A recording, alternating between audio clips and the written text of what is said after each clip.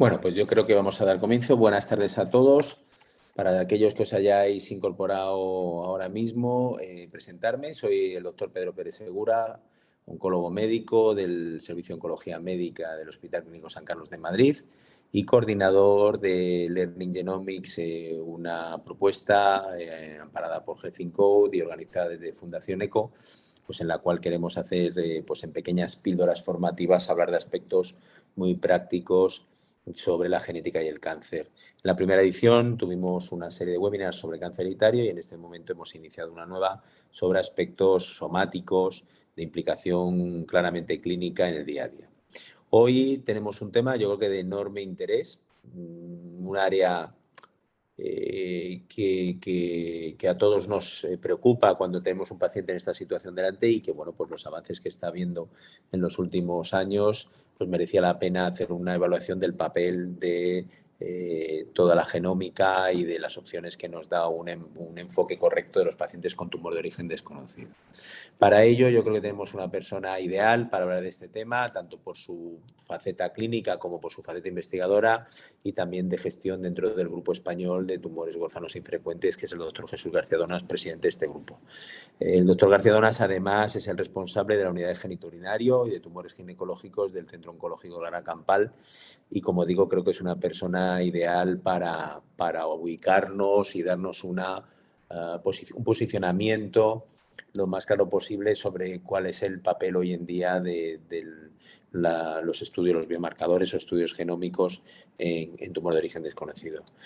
Como siempre os digo, podéis hacer preguntas a través del chat, si la queréis hacer a lo largo de la charla sin problema, si no al final, y yo se las transmitiré al doctor García Donas cuando finalice la sesión. Sin más, pasamos ya a la ponencia y buenas tardes, Jesús. Muchísimas gracias por participar y te dejo a los mandos. Pues Pedro, muchísimas gracias por la invitación. La verdad que estuve revisando un poco la iniciativa Learning Genomics y he visto que habéis tocado un montón de temas. Además, de un punto de vista, pues, como debe ser, ¿no? Una parte molecular súper importante y la cual, sin duda, el médico, pues ya no creo que nadie se plantea el no participar. Efectivamente, el tema de hoy es especialmente interesante. No es el tumor más frecuente, es un tumor que muchas veces no está asignado a nadie y que de forma inevitable vas a seguir viendo, sea por mucho que te quieras especializar en un área concreta. Y aparte es un sitio donde la parte molecular adquiere especial relevancia porque indicaciones como tal o aprobaciones de fármacos para esta indicación prácticamente no existen. Entonces, es una pugna constante del médico en intentar no solamente llegar a un diagnóstico, sino conseguir para tu paciente las mejores aproximaciones terapéuticas. Y en esto la parte molecular, desde luego, tiene mucho que decir. Así que, bueno, pues vamos a avanzar.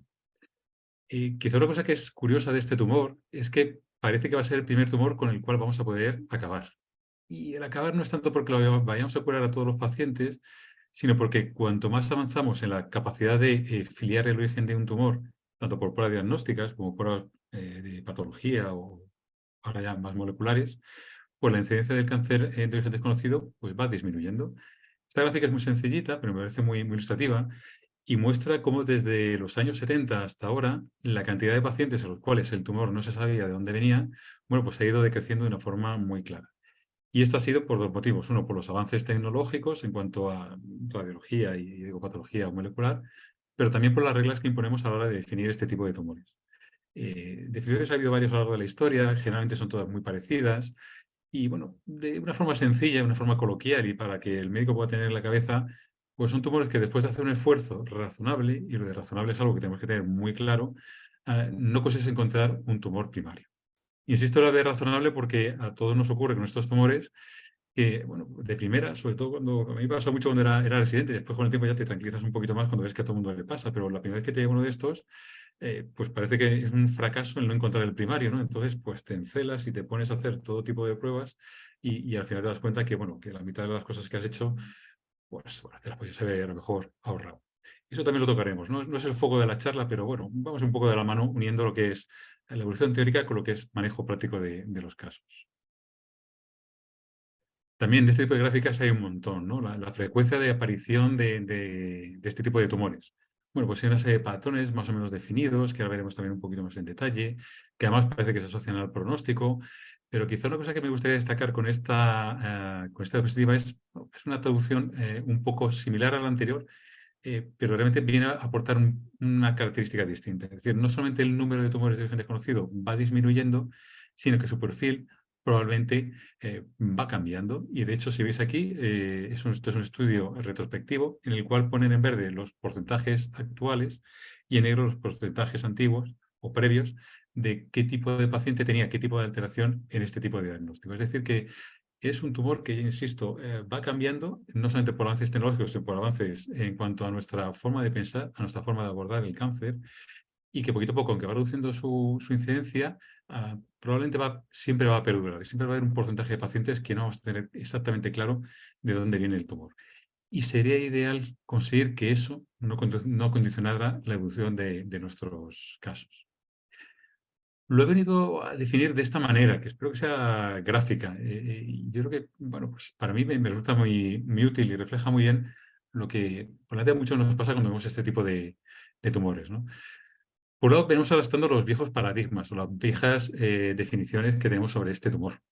Por un lado, el trabajo clínico que debemos realizar para identificar este tipo de tumores, bueno, pues según avanzando la cantidad de pruebas que podemos hacer, pues va aumentando las cosas que podemos implementar al paciente. Y ahí es muy importante pues, ser muy racional y discernir qué realmente aporta y que quizás sea una prueba de más que lo único que está haciendo es alargar el diagnóstico, prolongar el tiempo que el paciente está esperando una terapia y aparte del sufrimiento que puede producir o las molestias que puede producir al paciente, sobre todo intentar no perdernos mucho en esa ansiedad que genera siempre el no conocer el origen, ¿no? El no tener esa vía trazada que nos permita agarrarnos a unas guías clínicas claras o a nuestra propia experiencia y poder desenvolvernos. Pues bueno, hay que ser razonable, tenemos que intentar buscar el primario, ahora vemos hasta cuánto impacta esto en la evolución del paciente, pero claramente no hay que perder mucho el tiempo, no hay que demorarlo demasiado. En cuanto al tema de identificar el primario, aparte del trabajo clínico, obviamente un trabajo fundamental, que es el del patólogo. Y es el primero que miramos cuando tenemos este tipo de tumores, ¿no? Por lo tanto, primero miramos al radiólogo que por favor revise bien el TAC, a ver si encuentra algún nodulito en algún sitio que nos dé pistas. Y lo siguiente que vamos es a la mesa del patólogo a decirle que por favor le eche ahí todos los potingues que pueda, pero que nos dé pistas, por lo menos, de por dónde tirar con este tipo de tumor. O bien para encontrar un primario o bien para asignarle un tratamiento que no sea una quimio inespecífica. Una cosa que todavía se mantiene y está en las guías clínicas, y esto se basa ya en estudios que tienen ya cierto tiempo, es que esa identificación del primario, que tanto nos importa, no ha demostrado impactar el pronóstico del paciente. Y ahora vemos que hay excepciones y cómo puede esto cambiar en el futuro. Pero bueno, simplemente más que como una lápida o una losa, un texto grabado en mármol que tenemos que recordar para siempre, que no importa el primario, bueno, en ser razonable, tener en cuenta que bueno, no lo vamos a salvar al paciente a base de hacer PETs y PTRMs y todo lo que eso se le ocurra. Bueno, el impacto va a ser moderado, que ahora hablaremos de cuánto puede tener el conocer el primario. Y finalmente una cosa súper importante, que al fin y al cabo es lo que nos influye a todos, ¿no? El impacto que puede tener la identificación del primario a la hora de decidir tratamiento. Y esto es curioso porque ahora se está haciendo más importante que nunca. Ahora que las restricciones en cuanto a acceso a fármacos cada vez son mayores, yo trabajo además en un centro privado en el cual pues, ese cambio de forma de acceder a los fármacos se está viendo de una forma muy evidente.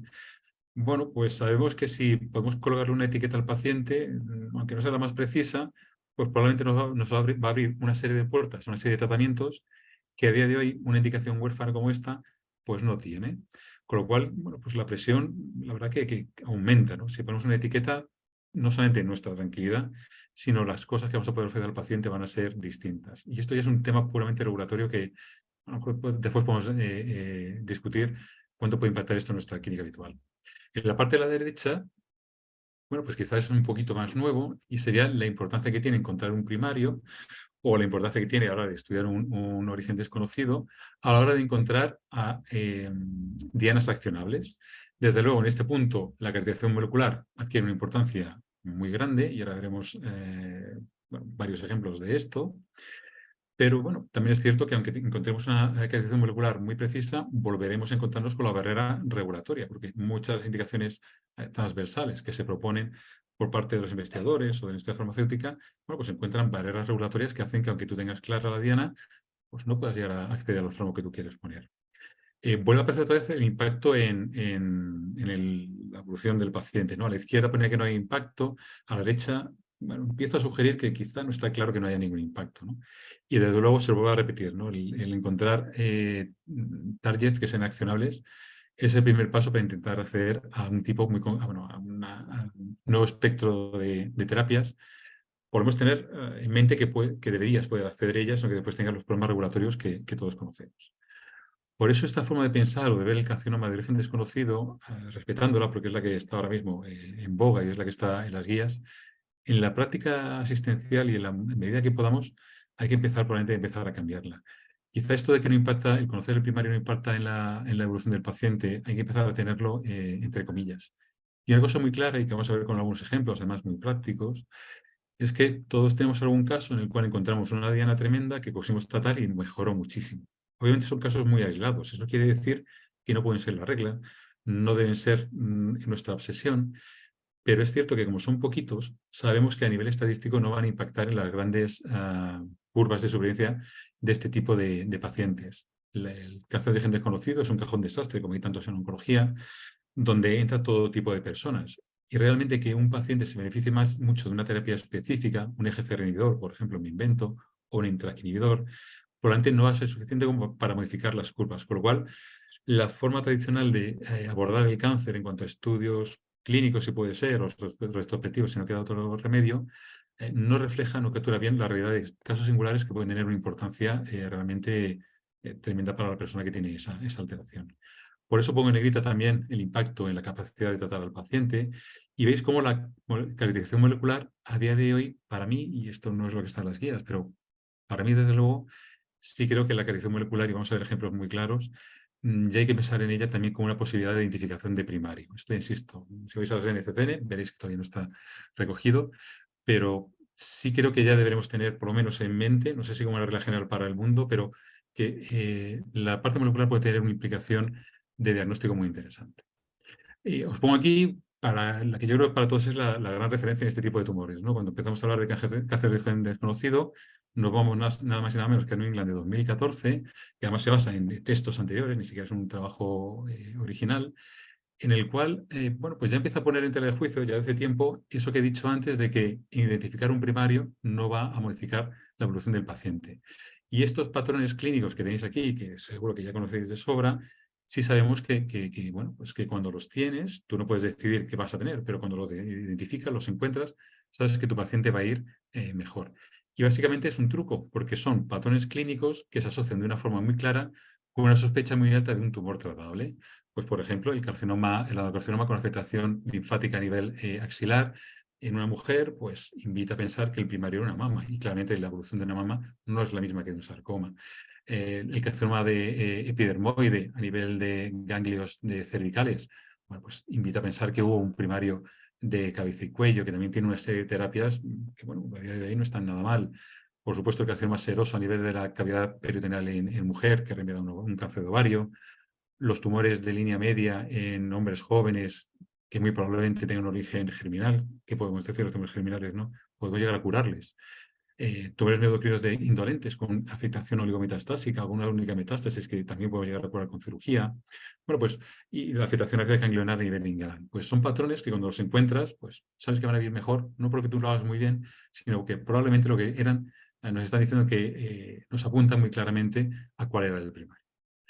En ese sentido hay trabajos realmente interesantes. La verdad que es un tumor que cuando te pones a excavar un poquito, es verdad que no hay grandes cambios a lo largo de los tiempos, pero bueno, va evolucionando, ¿no? Para ser una indicación huérfana que casi nadie pone mucho el foco en ella, bueno, se van haciendo cosas realmente buenas. Este es un artículo de hace unos años de la Sociedad Española de Patología y me pareció especialmente interesante porque, bueno, tenéis la tabla aquí de la derecha, en la cual viene a ser un poco la que imagino que más o menos cada patólogo tendrá la suya.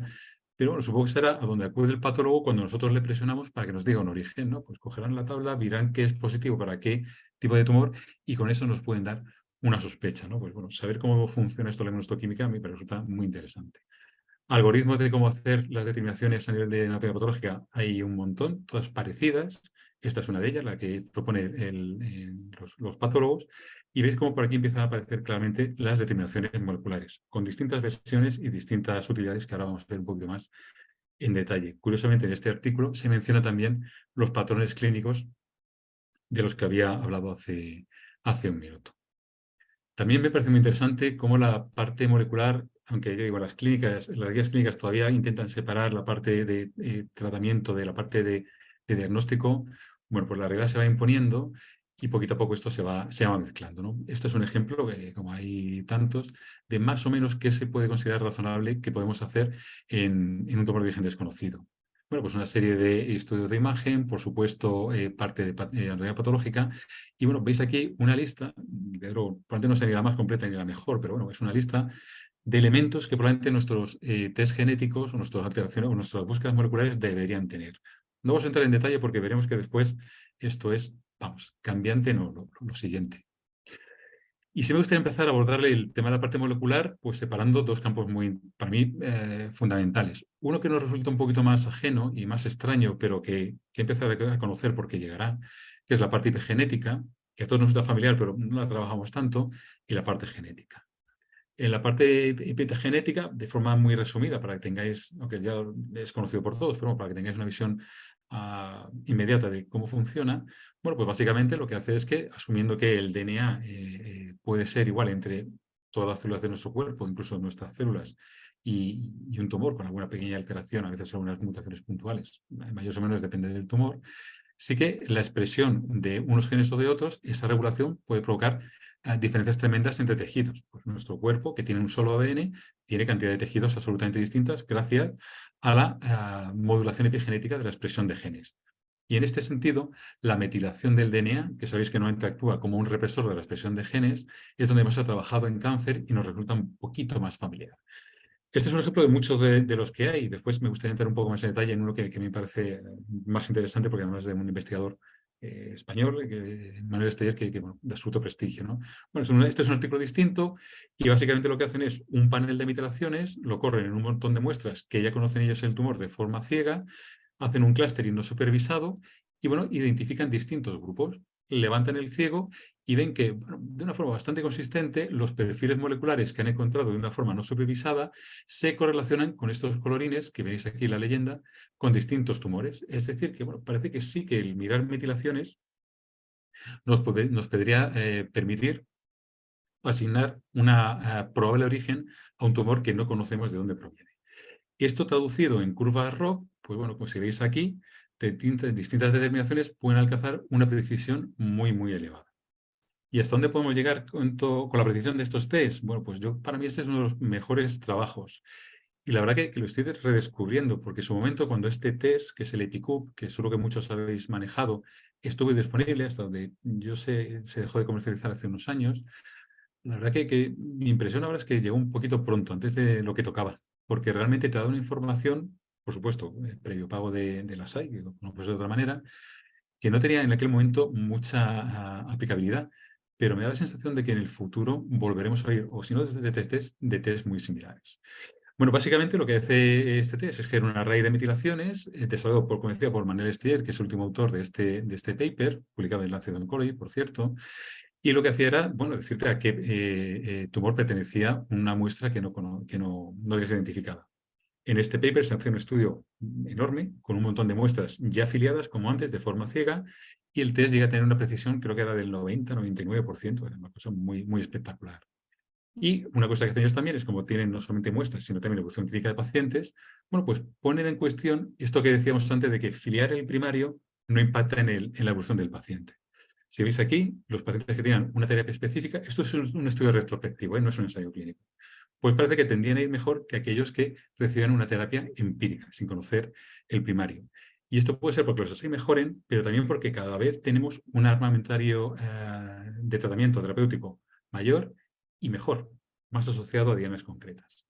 Aún así, y llevando el test a la realidad de la práctica asistencial, en prueba de concepto, aparte de hacer estudios en un montón de pacientes, finalmente la cohorte de experimentación, por decirlo así, eran 200 y pico casos. Fijaos cómo De esos 200 y pico casos en los cuales el test era capaz de predecir muy bien a qué tumor primario probablemente pertenecían, de 200, solamente 31, no sé si lo veis bien aquí, solamente 31 llegaron a recibir una terapia específica. Yo creo que fue un test que se adelantó a su tiempo y todavía la traducción de identificar un perfil concreto no casaba bien con las terapias que disponíamos. Y ahora después, si queréis, hablamos un poquito más en detalle. La genética nos es mucho más familiar. No voy a pasar mucho tiempo describiendo los assays genéticos que hay, que además cambian cada día. Después podemos hablar de ellos un poquito si queréis. Pero bueno, simplemente para dar unas pinceladas muy relevantes de qué nos encontramos cuando cogemos tumores de origen desconocido y hacemos paneles genéticos, ¿no? Que cada vez, aunque con dificultad, pero bueno, poquito a poco vamos teniendo más experiencia y están más disponibles. Bueno, pues si veis aquí, este es de este artículo que tengo enseñado aquí a la izquierda, que está publicado en JAMA Oncology. Bueno, la incidencia de mutaciones que solemos encontrar en este tipo de tumores. Veréis que como muchos nos suenan P53, CDKN2, por supuesto KRAS, y bueno, pues viejos conocidos.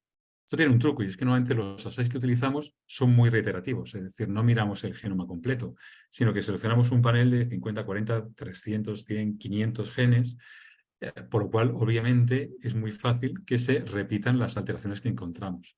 Pero bueno, si uno echa un vistazo a este cuadro, la verdad que si mirar una corte de tumores con origen desconocido, pues bueno, se parecería bastante, ¿no? Es decir, que la genética da la sensación de que se parece mucho al tumor de conocido y que probablemente el viejo concepto, probablemente ya muy abandonado, de que esta puede ser una entidad independiente, pues no es real, ¿no? Realmente lo que estamos viendo es una forma clínica distinta de tumores conocidos. Y en este sentido, si veis la gráfica de la izquierda, cuando comparamos el porcentaje de mutaciones en genes concretos que aparecen en cáncer de origen desconocido, que son los que están en azul o gris más oscuro, con tumores de origen conocido, pues veis como más o menos de incidencia se replican bastante bien. Aquí es prácticamente calcado, es decir, que efectivamente el cáncer de origen desconocido no parece que sea un tumor, una entidad clínica, una entidad molecular per se, sino un cajón desastre de muchos tumores que se parecen en el nivel molecular con los que conocemos. Este trabajo me parece especialmente interesante, quizá no porque sea el mayor, sino porque es un trabajo que hicimos en el grupo Getty, que antes Pedro ha mencionado, que tengo la suerte de ser el presidente, y básicamente trabajando no con epigenética, como decía Manuel Esteller, sino con genética, en concreto con translocaciones, que es algo muy importante que también vamos a desarrollar un poquito más adelante. Bueno, pues si fijáis aquí, tuvimos la oportunidad de utilizar estos test que miran fusiones, no miran alteraciones genéticas, en una corte muy grande, en 309 casos de toda España, en el grupo Getty, y si veis de 309 pacientes que pudimos caracterizar molecularmente, alteraciones oncogénicas solamente encontramos en 45, muy poquitos. Insisto que eran fusiones lo que buscábamos, no eran mutaciones. Y de esos 45, solamente 11 tenían alteraciones que podíamos tratar y solamente 7 eran pacientes que pudieron finalmente recibir algún tipo de tratamiento específico. Es ese tipo de resultado el que durante mucho tiempo nos ha hecho cuestionarnos hasta qué punto es útil la caracterización molecular y que, bueno, seguro que la discusión sale el tema. Probablemente este estudio, que se va a comunicar en ESMO de este año, a final de año, es uno de los que más evidencia o más luz nos va a arrojar sobre hasta qué punto debemos llegar con los test moleculares. Es un estudio que tiene todas las pegas metodológicas que podamos encontrar, pero que está muy adaptado a lo que es este tipo de patología poco frecuente, en la cual tenemos que buscar dianas de alguna manera y asignarle algún tipo de tratamiento. Bueno, pues la verdad que la forma en que Roche, que es el promotor de este estudio, lo diseñó, pues no deja de ser interesante, ¿no? Por supuesto, se hacía un perfil genómico, se puede hacer tanto en tejido como en sangre. Inicialmente había una parte que mientras se hacía el testing se inició un tratamiento de quimioterapia y en función de si el paciente respondía o no respondía, pasaba a una categoría de tratamiento dirigido por alteraciones moleculares o bien pasaba a una categoría en la cual había una randomización. Aquellos que respondían se randomizaban. O a cambiar a un tratamiento molecularmente dirigido, por decirlo así, que sería este listado de aquí. Si entráis un poquito en detalle, veréis que hay muchas alteraciones que no son familiares que están incluidos aquí. Y eran randomizados frente al tratamiento en principio estándar, que lo sigue siendo, que es la quimioterapia agnóstica o específica, como queremos llamarla. Bueno, pues una aproximación valiente, difícil y, bueno, pues que no deja de ser interesante. Sobre todo, quizá lo más difícil es fijar unas reglas estrictas en cuanto a qué paciente debe entrar en cada rama. Porque, y esto en el grupo lo tuvimos con el estudio que os he enseñado antes, tú tienes en la cabeza 4 alteraciones muy concretas que se asocian muy bien a la respuesta, y cuando haces un estudio con un montón de gente de distintos centros, te empieza a llegar todo tipo de alteraciones que no sabes qué significan y que no sabes si pueden incluirse en un brazo o en otro. Son estudios muy interesantes, pero muy difíciles de llevar a cabo y después de interpretar. Bueno, ¿y cómo nos manejamos nosotros entre tanta cosa molecular, epigenética, genética y las limitaciones que tiene el acceso a fármacos? Bueno, pues esta sección, que consiste en 2 diapositivas, la he llamado así, el rinconcito del clínico. Y es que realmente no estamos tan solo como pueda parecer. Realmente es que hay aplicaciones bastante buenas a nivel de Internet, y esto seguro que muchos la conocéis, el ENCOCADE, que está desarrollado por el Memorial, y que, bueno, realmente tú puedes colgar tu alteración sin saber muy bien lo que hace, darle a Enter y te busca en qué gen está alterado y te da una serie de pautas, una serie de niveles de evidencia en cuanto a si puede haber o no una droga relacionada con esta alteración. Las hay un poquito más complejas y más interesantes, pero bueno, para el médico esta yo creo que es muy intuitiva y está bastante.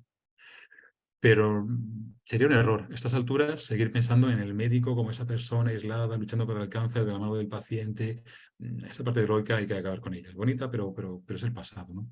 Realmente el médico es el director de orquesta de un panel de gente que tiene que trabajar en esto. El patólogo, el radiólogo, por supuesto el cirujano a la hora de la terapia o cogida de muestras. Y por supuesto, una cosa que no tenemos en nuestro centro, la mayoría, pero que cada vez vamos teniendo más, o al menos demandamos más, que es el molecular tumor board. Y aquí vuelvo a sacar con el pecho por el grupo Getty, del cual puedo estar más orgulloso. Hace ya un año que pusimos en marcha esta iniciativa, que es un molecular tumor board, que es transversal, que integra a médicos y a gente de molecular, de ciencia básica y patólogos, y que está abierto para todo el que quiera, tanto para tumores raros como para no raros. La idea del Getty no es solamente ver tumores huérfanos, sino también de colocarse en el nicho de la oncología transversal, es decir, cuéntame qué alteraciones tiene y vamos a buscar algo con el cual podamos tratar al paciente. Hace una hora, justo antes de la charla, hemos hecho un caso, bueno, mío, que no sabía muy bien cómo manejarlo, de un cáncer de vejiga que no tenía mutación en BRAF y que ya ha consumido las terapias habituales y no sabía muy bien cómo manejarlo. Pues, ¿no? Pues en el molecular tumor board le hemos dado unas cuantas vueltas, utilizando aplicaciones como OncoKB, la experiencia de las personas que participan y otras herramientas un poquito más sofisticadas. Pues hemos llegado a una conclusión, creo que bastante interesante, que a mí como clínico me ha ayudado y espero que al paciente también. Por lo cual, os animaría a intentar abandonar ese sentimiento de soledad que tiene uno cuando está en la consulta enfrente de este tipo de tumores. Tenemos herramientas y tenemos que saber utilizarlas. Por último, y llevando ya esto a un plano mucho más concreto, no sé, voy de tiempo, un poquito justo, voy a intentar acelerar un poquitín. 2 casos que yo creo que ilustran fenomenal hasta qué punto la parte molecular puede llegar a cambiar la historia de gente muy concreta, ¿no? No de todo el cáncer de gen desconocido, pero sí de personas concretas. El primero es una paciente que tuvimos en el hospital, lo tenemos todavía, que tenía 62 años cuando fue diagnosticada, había sido fumadora, tiene un antecedente en 1999, es decir, de hace ya casi 20 y tantos años, de un tumor muy pequeñito endocervical que se resecó por una colonización, una simple colonización, y no había recibido tratamiento y no había tenido ningún tipo de problema posterior, que de repente llega a urgencias con un dolor de espalda muy, muy grande y se hace un TAC, un TAC inicialmente de columna, posteriormente abdominopélvico, perdón, toracoabdominopélvico, y se ven unas lesiones que no se saben explicar muy bien, afectando a la L5, perdón, que no sé si el cursor, no puedo moverlo, afectando a L5, perdón, a varias adenopatías aumentadas de tamaño y una lesión que estaba afectando al psoas.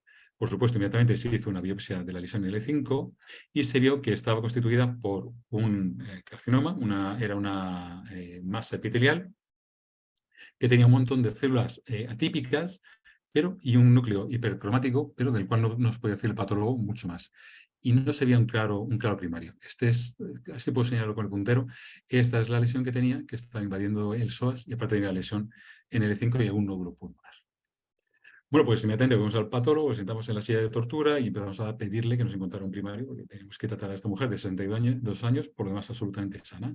Bueno, pues acudió a su listadillo de cosas que hacer a un tumor cuando no sabes por dónde tirar, y le hizo un panel, una batería de inmunohistoquímica, y este fue el resultado. Tenía varias citoquinas positivas, pero citoquinas no, queratinas positivas, el panel CKAE1 y AE3 y la CK7 eran positivas, y era positivo también el marcador GATA3, es decir, era un tumor que parecía de origen epitelial, pero un montón de determinaciones que te pueden orientar en cuanto a origen, melanoma, ovario, tiroides y pulmón, eran negativas. Los receptores hormonales para buscar un origen mamario eran negativas. Es decir, que bueno, pues era un tumor que no era un sarcoma, era epitelial, pero no nos puede decir nada más.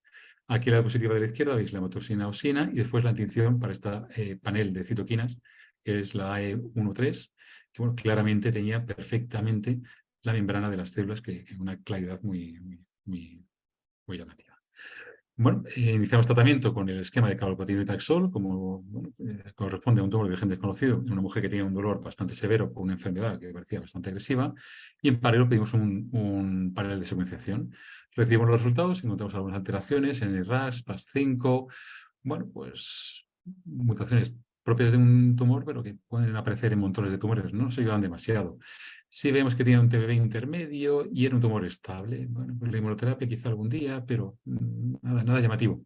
Lo que sí fue muy llamativo es que desde el panel genético, la gente que trabaja en ello, nos avisaron de que habían encontrado algún perfil compatible con un origen vírico del tumor. Esto se hace porque el panel incluía una serie de algoritmos que detectan cuando hay un DNA exógeno, es decir, cuando el DNA no solamente es tumoral, sino que no se parece en nada al del paciente. Y eso puede tener dos explicaciones. La más sencilla es que sea contaminación. Y esto es importante porque si tienes un DNA exógeno y determinas que es de origen humano, determinas que hay una contaminación por la persona que está manipulando la muestra y eso hay que tenerlo en consideración. Sin embargo, cuando el origen no es humano, una cosa que hacen estos algoritmos es identificar distintos virus. Y en este caso identificaron positividad una firma que indicaba que podía tener un origen relacionado con el papilomavirus. Si recordáis la historia, en 1999 había tenido un tumor insignificante de cervix. Bueno, pues nos parecía absolutamente increíble, pero bueno, era la única pista que teníamos, ya se había vuestro primer ciclo de quimioterapia, bueno, pues vamos a probar. Y efectivamente, se hizo una PCR específica para HPV serotipo 18, fue positiva, es decir, que confirmaba claramente que este era un tumor dependiente de papilomavirus, y además se hizo una muestroquímica para PL16, y bueno, yo creo que la de positiva no necesita ni explicación. Altísimamente positiva, reforzando el origen de papiloma de este tumor. Gracias a ese diagnóstico, al carbotasol añadimos Avastin. La respuesta fue francamente buena. No sé si con la quimio hubiera bastado o no, pero con Avastin la quimio de Avastin, pues, el resultado fue muy bueno. Y un año después, cuando ha progresado la enferma, le hemos hecho una determinación de PD1 y hemos podido indicar un tratamiento con inmunoterapia que está en curso y veremos si responde. Es decir, que no solamente nos cambió el diagnóstico, sino que nos permitió añadir Avastin a su tratamiento y ahora nos ha permitido utilizar inmunoterapia que por su TMB probablemente no hubiera sido una terapia que probablemente aceptada o no sé si lo puedo poder poner. Vale, y este es todo ejemplo distinto, muy sencillo, lo voy a abrevar porque voy muy tarde.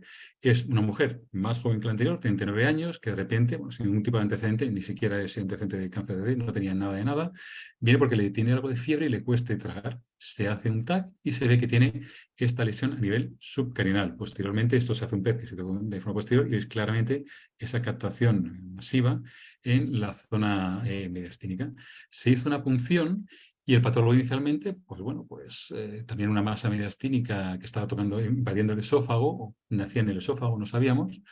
Bueno, pues se hizo las caracterizaciones que el patólogo estimó oportunas. Claramente había un componente hipercromático en la hematosina eosina, y esto ya era llamativo, y rápidamente despertó las dudas si podía tratarse de algún tipo de melanoma de origen desconocido, que aunque son poco habituales, pueden ocurrir. El S100 era positivo, que refuerza esa impresión, y después había una serie de marcadores asociados con agresividad, como son SOX10, HM45, o P16, que en este caso no parece apuntar a un origen vírico, y las citocaratinas que habíamos visto antes que eran positivas, en este tumor eran absolutamente negativas. Con lo cual, cerramos el diagnóstico de melanoma de origen esofágico. Como buen melanoma, decidimos hacer un estudio amplio genético y de luego no encontramos alteraciones de BRAF, sino que encontramos algo que no para nada hubiéramos pensado nunca, y era esta translocación entre estos dos genes, que aquí veis dibujada un poquito como en bonito, por decirlo así, que son prácticamente patornomónicas de un tipo de sarcoma, que es el sarcoma de célula clara. Obviamente, el cambio de terapia fue radical. Pasamos a hacer un tratamiento con radioterapia radical, perdón por repetirme, y abandonamos el pensar en biorafinidores o incluso en tratar con inmunoterapia. Es decir, que yo creo que claramente los paneles de secuenciación tienen un valor de tratamiento, pero también diagnóstico. Para concluir, Creo que el testing molecular debería ser considerado para los pacientes con carcinoma de origen desconocido, seguro, pero para todos los cánceres. O sea que no lo tengamos, pero deberíamos o deberían dejarnos pedirlo cada vez más y más. ¿Y qué tipo de test molecular? Personalmente, cuanto más amplio, mejor, porque nos hemos encontrado, y antes lo habéis visto, casos que no hubiéramos sospechado. Es decir, un panel de 50 genes, si es el que tengo, pues mejor que nada es, pero yo de luego si puedo elegir, cuanto más grande mejor. Y además, grande no solamente en cuanto a número de genes, sino que idealmente no debería estar limitado a alteraciones genéticas. Sabéis que cada vez más los paneles van incluyendo fusiones. El problema es que las fusiones todavía son difíciles de mirar y no están incluidas todas, ni cuando se incluye un gen, todas las fusiones posibles están vistas. Eso habría que mejorarlo, pero bueno, por lo menos intentar que estén presentes. Y el tema de las firmas, lo que hablaba antes de Manel y Steyer, no sé si la metilación o qué cosas, pero algo más allá de las mutaciones tenemos que encontrar. También lo refiero aquí. Los firmas epigenéticas y los perfiles de expresión, aunque no son más géneros, tendrán que empezar a formar parte de la práctica diaria en algún momento. Hasta ahora no lo han sido porque no hay una droga pegada a un perfil de expresión, pero probablemente vayan llegando. El tumor board como soporte yo creo que es muy interesante. El que no lo tenga en casa lo tiene en el Getty. Estáis invitados todos a consultar, encantadísimos. Nos vemos todas las semanas, así que yo creo que razonablemente podemos contestaros en lo que podamos. Y bueno, y no descartar que la interacción con aquellas personas que son expertas en el test molecular, a veces lo puedes hacer in-house, genial, y si no, el vendor que te proponga ese test te puede ayudar porque quizá tenga una información que no aparece en el report que te llega y que realmente puede cambiar las cosas, como nos pasó con el caso del HPV, bueno, o incluso el SARCO. Nada más, presentaron mi grupo de investigación, que la verdad que agradecerles a ellos el trabajar todos los días en cosas tan chulas como esta. Y bueno, pues encantado de escuchar si tenéis alguna preguntilla, alguna cosa. Muchas gracias, Jesús. Yo creo que ha estado muy interesante y de hecho ya hay una pregunta que es muy directa además. Dice, ¿cómo podemos acceder al comité molecular del grupo GETI? Me encanta esa pregunta, pero de verdad. Pues mira, en la página web aparece, vamos, sí, en la página web está el correo de la secretaria, les escribís, ya está. Podéis preguntarles, podéis mandar el caso.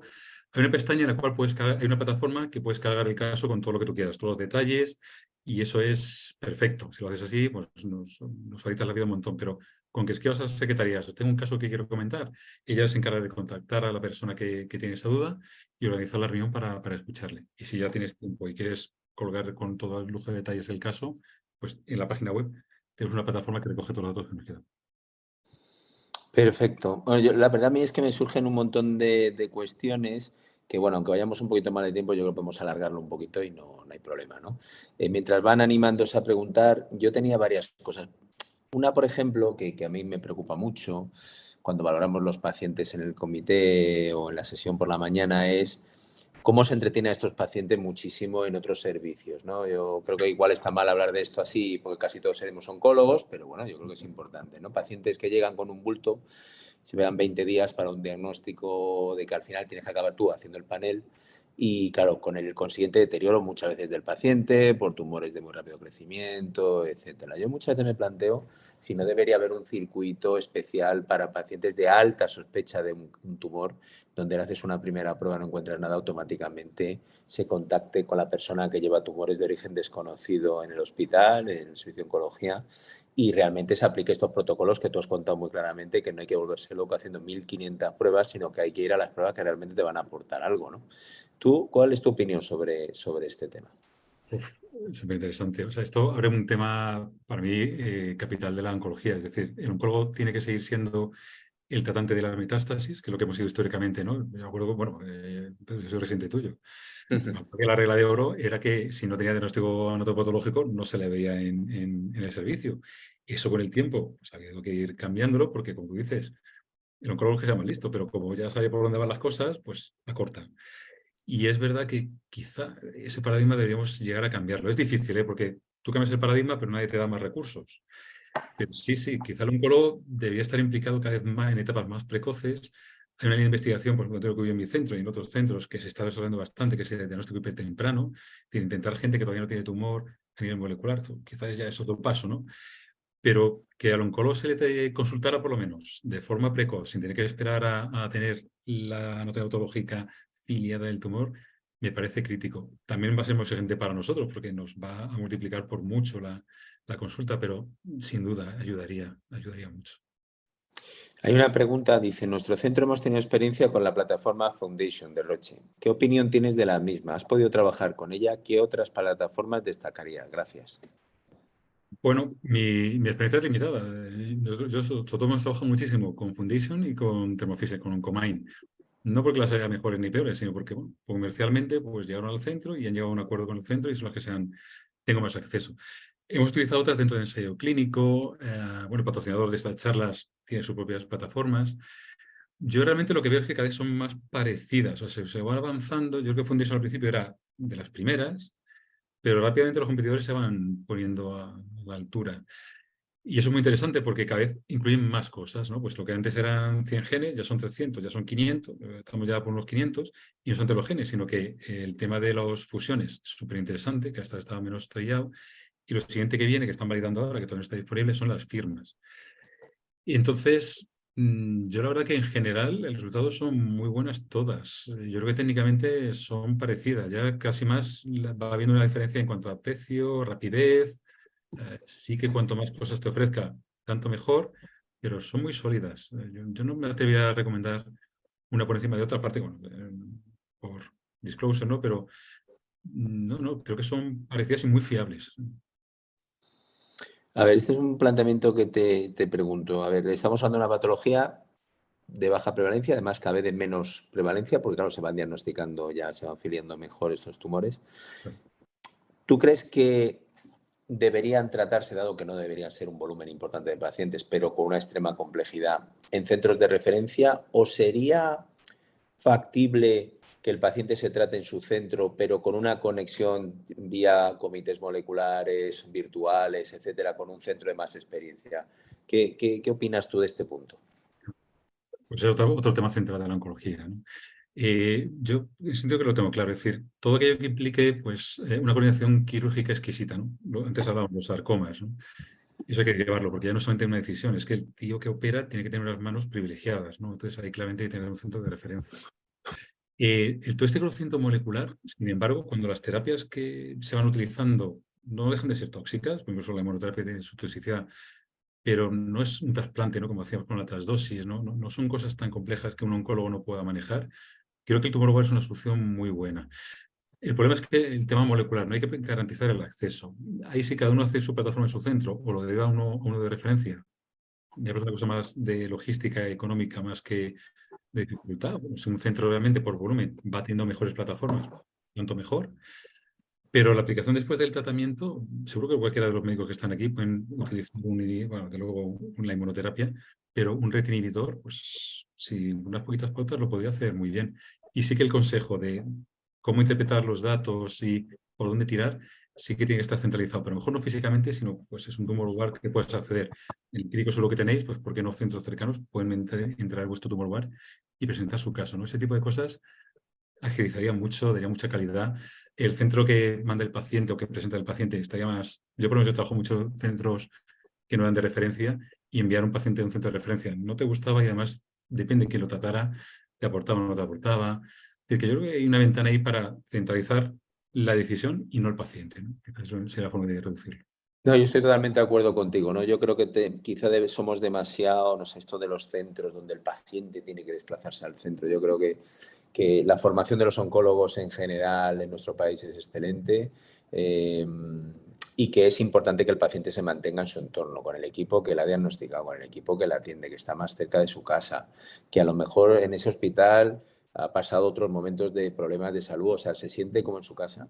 Y sin embargo puedes tener la referencia o el expertise de gente más experta, pero que realmente luego al final, oye, mira, pues yo empezaría con este tratamiento en vista de los resultados que me estás mandando y el caso clínico, empieza y si quieres reevaluamos en 2 ciclos o cuando tú consideres y si hacen un seguimiento, ¿no? Yo creo que eso, por un lado, animaría a los centros a compartir, ¿no?, la decisión con otros compañeros y sentirte responsable del cuidado de tu paciente, ¿no? Yo creo que esa es una solución probablemente muy, muy razonable, ¿no? Yo creo que deberíamos trabajar más en fomentar esta. No hay que hacer todo en todos los sitios, ¿no? Esto yo creo que es clave, ¿no?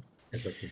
Hay una pregunta también, dice, ¿las fusiones se pueden detectar con los paneles de NGS o se necesita alguna técnica adicional? Gracias. Vale, este es el preguntón. Vamos a ver. Las fusiones... a ver si os puedo... Bueno, no lo tengo aquí. Espérate, que creo que hay una diapositiva siguiente. Básicamente, ¿ves la presentación, verdad, Pedro? Sí, ahora ha cambiado la diapositiva, sí. Venga, pues 2 palabras son las fusiones. Hay varias formas de verlo. Los paneles de NGS sí ven algunas fusiones, detectan algunas fusiones. El tema es que para detectar esas fusiones, tú tienes que decirle al panel primero qué estás buscando. Es decir, tienes que saber qué gen, dónde empieza la fusión. Haces una lectura del punto aproximado donde se va a romper el gen y si en algún punto cambia el tipo de gen que te encuentras, que solo la secuenciación te lo puede detectar, pues la detecta. Y por eso fundé varios paneles, porque no concreto, muchos paneles, ya siendo NGS, incorporan fusiones.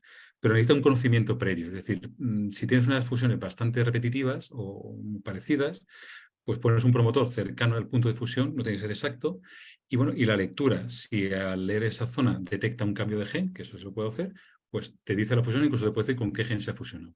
El problema es que si es un gen muy promiscuo, por llamarlo de una manera, pues hay fusiones que se te van a escapar y las puedes tener. Entonces hay otra forma de detectarlas que sería, por ejemplo, el FIS. Y un FIS un poquito especial. Este se llaman las ondas break apart. Las ondas break apart lo que hacen es que cogen el gen, BIRRA, por ejemplo, este es el gen NUT. Cogen el gen NUT y pegan una sonda verde al principio y una sonda roja al final. Y realmente lo que ocurre es que cuando hay una translocación, creo que sería más o menos, cuando el gen está íntegro, cuando no se ha fusionado, no se ha traslocado, como la sonda verde y roja está muy cerquita, porque un gen es pequeñín, se ve amarillo. Verde y rojo, pues es una naranjita, amarillito, pues esto es que no hay fusión. Pero cuando el gen se rompe y se fusiona, se ven perfectamente las dos ondas, verde y rojo. Esto es que aquí hay una fusión y aquí no la hay. Y en este azul pasa igual, hay fusión, y en este creo que no hay, que es amarillo. Esto es al revés, te detecta todas las fusiones, pero no sabes con quién se ha producido la fusión. Es decir, que son informaciones complementarias. Reduciendo la contestación, los paneles de NGS cada vez ven mejor las fusiones, pero desgraciadamente se le escapan. Entonces, si da negativo, no encuentran ninguna fusión en lo que están mirando, son fiables, esas no están, pero no te garantiza que no pueda haber otras, incluso en esos genes, que se te estén escapando. Es así de tricky.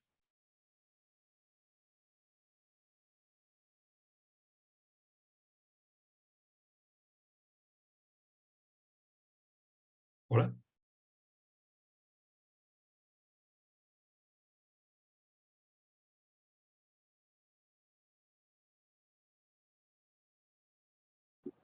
Hola. ¿Me oyes? ¿Me Ahora oyes, sí. Jesús? Ah, vale. No, comentaba que en patologías infrecuentes, donde, claro, la investigación clínica es compleja, subgrupo de subgrupo, pocos pacientes, etcétera, etcétera, tendemos a extrapolar, y ponía el ejemplo yo de, por ejemplo, tumores cerebrales, ¿no? Una de las áreas en las que yo trabajo. Tendemos a extrapolar datos cuando tenemos fármacos dirigidos, ¿no? De otras patologías y pensamos que, bueno, si al final tiene una determinada alteración, debería responder igual que otro órgano, ¿no? ¿Tú crees que podemos en tumores de este tipo, tumores de origen desconocido, extrapolar los datos de eficacia de terapias dirigidas porque ha dado resultado en otros tumores con esa misma perfil genómico? Esa es la otra pregunta clave, ¿no? Para eso tiene que estar el tumor board, porque un problema que tenemos los médicos, y es un problema difícil de resolver, o que no vamos a poder resolver nunca de forma definitiva, es que por mucho que aprendemos de biología molecular, no podemos llegar a todos los rincones, ¿no? Entonces, por ejemplo, BRAF es un buen ejemplo. Bueno, hay mutaciones que se parecen mucho, pero a BRAF V600E y tiene la misma función, pero hay otras que son parecidas, pero que no tienen nada que ver. Y de hecho hay una clasificación específica para mutaciones de BRAF. El médico no puede llegar a ese nivel de detalle. También el contexto es importante. Es curioso, por ejemplo, yo siempre pongo el ejemplo del cáncer de colon, que BRAF no era una buena diana, pero ahora sí que es una buena diana. Es decir, que también, según van evolucionando las terapias, pues no solamente es encontrar la alteración génica concreta, sino que la terapia sea capaz de tocarla adecuadamente. Entonces, por concretar, es una buena referencia, no hay otra forma de hacerlo, extrapolar de otras patologías. Hay que tener cuidado, es decir, no privar al paciente de algo estándar por meterle en alguna fricada que se nos ocurra. Eso es lo que a mí siempre me da más miedo, no empezar a tratar, bueno, pues me he encontrado un P53, pues vamos a ponerle no sé cuántos. Eso no se suele hacer, pero te tienta, ¿no? Si tuvieras toda libertad para elegir cualquier fármaco, tiene la limitación de las aprobaciones, pero sí que yo creo que de bastante claramente convergen muchas respuestas a las mismas terapias. Lo que pasa es que ya digo, necesitamos alguien que nos ayude a entender bien el gen. No vaya a ser que cojamos una mutación que es truncante y pensemos que es activante. Eso necesitamos un poquito de ayuda que nos eche una mano con interpretarla. Y si la función es la misma, entonces sí que se puede probar con el fármaco, con todas las limitaciones, porque pues el fármaco hay que controlarlo y te lo tienen que dejar utilizar. Bueno, pues nada, yo creo que ha sido súper interesante. Muchísimas gracias, Jesús. Informaros para los que estáis asistiendo que el próximo webinar será el 21 de junio, donde vamos a hablar de farmacogenómica. Es decir, yo creo que es un tema también enormemente importante, que quizá no le damos toda la importancia que deberíamos los oncólogos, que casi nos tienen que empujar a hacer las determinaciones y puede tener muchas implicaciones tanto en toxicidad como en respuesta a tratamiento. Por lo tanto, esperamos que os sea de interés. Y nada más, lo dicho, muchísimas gracias a todos los que estáis ahí, a Health in Code por patrocinar esta serie y a la Fundación ECO por toda la organización. Y lo dicho, Jesús, muchísimas gracias como siempre, ha sido yo creo que clarísimo y yo creo que el planteamiento de manejo de un tumor de origen desconocido, desde luego con lo que has planteado, para aquellos que estén empezando en este tema o que no tengan mucha experiencia, yo creo que has transmitido claramente la importancia de no hacer mucho, sino hacer las cosas que tocan y que sean valorados por gente con mucha experiencia, porque son casos complicados y te juegas la curación en algunos pacientes si fallas en el primer momento. Muchísimas gracias, Jesús. Pedro, un placer. Cuídate mucho. Venga, hasta luego a todos.